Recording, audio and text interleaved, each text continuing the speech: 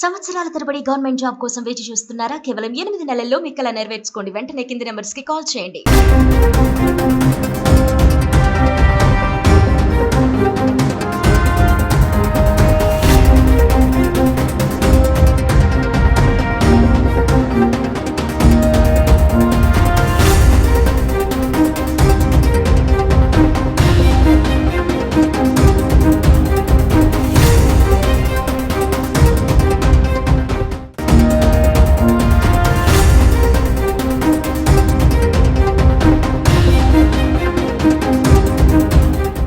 దేశవ్యాప్తంగా కరోనా కేసులు మళ్లీ పెరుగుతున్నాయి. నిన్న మొన్నటి వరకు 1-2 కేసులు నమోదు కాగా తాజాగా ఆ సంఖ్య 250కి పెరిగింది. మరోపక్క కరోనాతో దేశవ్యాప్తంగా 2 మృతి చెందినట్లుగా తెలుస్తోంది. మహారాష్ట్రలో థానేలో 21 ఏళ్ల యువకుడు మృతి చెందగా తాజాగా బెంగళూరులో మరో వ్యక్తి కరోనా కారణంగా మృతి చెందినట్లుగా సమాచారం.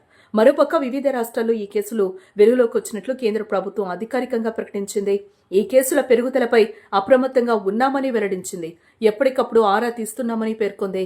దేశంలో కోవిడ్ పాజిటివ్ కేసుల తీవ్రతను దృష్టిలో పెట్టుకుని కేంద్ర ప్రభుత్వం, వైద్య ఆరోగ్య మంత్రిత్వ శాఖ అధికారులు ప్రత్యేకంగా సమీక్ష నిర్వహించారు.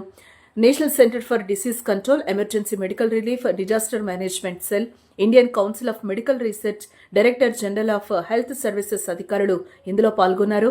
ప్రధానంగా కేరళ, తమిళనాడు, మహారాష్ట్ర, కర్ణాటక వంటి రాష్ట్రాల్లో కోవిడ్ కేసులు అధికంగా నమోదైనట్లు వెల్లడించారు.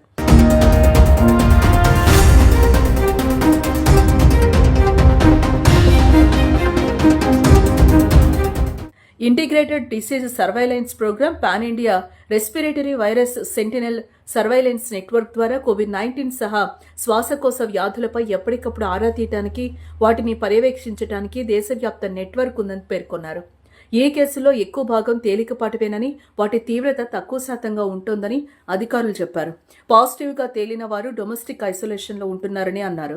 కోవిడ్ కేసుల సంఖ్య పెరుగుదలపై తాము అప్రమత్తంగా ఉన్నామని కేంద్ర ఆరోగ్య మంత్రిత్వ శాఖ కార్యదర్శి స్పష్టం చేశారు.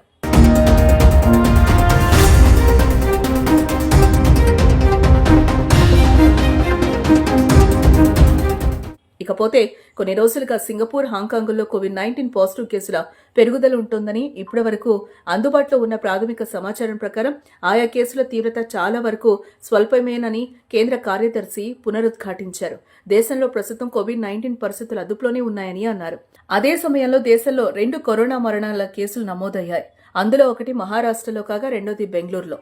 అయితే బెంగళూరు వైట్ఫీల్డ్కు చెందిన ఆ వ్యక్తి శ్వాసకోశ సంబంధిత ఇబ్బందులతో ఇటీవలే ఓ ప్రైవేట్ ఆసుపత్రిలో అడ్మిట్ అయ్యారు. చికిత్స పొందుతూ కొద్దిసేపటి కిందటే మరణించారు. కోవిడ్ వల్ల ఆ వ్యక్తి మరణించినట్లు కర్ణాటక వైద్య మంత్రిత్వ శాఖ అధికారులు నిర్ధారించారు. కర్ణాటక వ్యాప్తంగా కొత్తగా 5 కోవిడ్ పాజిటివ్ కేసులు నమోదయ్యాయి.